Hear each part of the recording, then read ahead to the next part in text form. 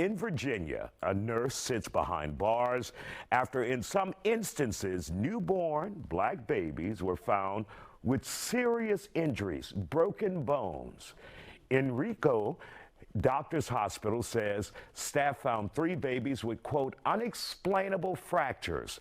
26-year-old Aaron Strotman is charged with malicious wounding and felony child abuse. My next guest is Dr. Danish Ali from Archpoint Pain Institute. He says these allegations are true. If true, she should have not been allowed to work after she was suspended the first time and they brought her back.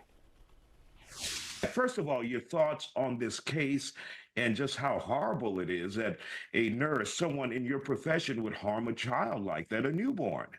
Yeah, Isaiah, very disturbing news indeed. Our first, the oath that we take is do no harm, right? And so when I hear of stories like this is a truly disrupting and really sad, shocking news that I hear from somebody who we would help or we would hope is helping the child, somebody who's in the NICU where they're sick, they've got other things going on. The last thing you want to worry about is your nurse, somebody who you trust, doing harm to a child. And so I am very saddened to hear this news. And I hope that this person is not able to practice medicine if this is truly, in fact, this person was causing harm to innocent children and babies.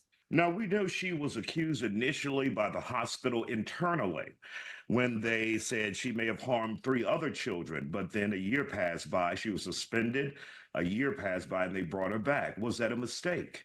It was, Isaiah. I mean, as long as you have somebody who has potentially caused harm, this should have raised some flags for the hospital. They should have taken more initiatives and perhaps not brought this person back. She was on administrative leave for 1 year. She was paid supposedly around for all this time as well that she was gone. And then the hospital did its job of checking to see if there was something. I just don't think they did enough.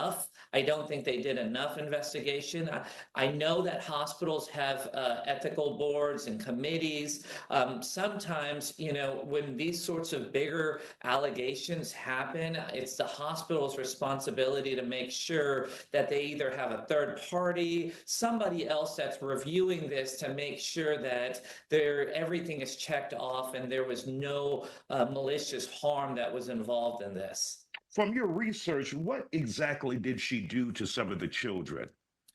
From what I could see and from some of the x-rays of these children that were obtained, what I saw was she was not handling them in the right way and maybe being too rough with them or maybe pulling on a leg or something that causes either a dislocation or a fracture or something. So, you know, again, we don't have any strong evidence, and these are all accusations and allegations that we have so far, but I think it's the hospitals and even the now federal government's job to really research this and make sure that this person does not practice and does not harm anybody else if this was truly, in fact, the case. And I want to make it clear what prosecutors are saying. You're saying that she may have handled them roughly. They said she maliciously, meaning she intended to wound, harm a child with felony child abuse and neglect in connection with an incident that took place in November 2024. And of course, now there are possibly 7 other children. So the prosecutors there in Virginia are not saying she handled them rough. They're saying she maliciously, with intent, tried to harm these children. And parents are just upset. And some of those parents said the hospital system failed them. Would you agree with that?